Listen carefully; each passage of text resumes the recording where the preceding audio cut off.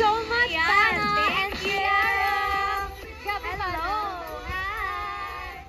Ang daming kulot nun, parang buhok mo. Actually, kaya mo siya. Ayan. Pero again, thank you so much, guys. Ang ganda ng kanta. Thank you. Grabe, ang ganda ng boses. Ano yung kanta? Huwag mo kong paglaruan. Kasi hindi laruan. Ang mga babae. Tama. Diba? Pero ito na nga, para sa 3rd PhilPop Himig Handog Songwriting Festival finalist. Pero, bago natin siya ipakilala, Go. magkwentuhan muna tayo. Halika, maupo tayo. Nakarelate ka pa dun sa song? Actually! Pag-usapan na, parang dapat off-cam yan. Bakit?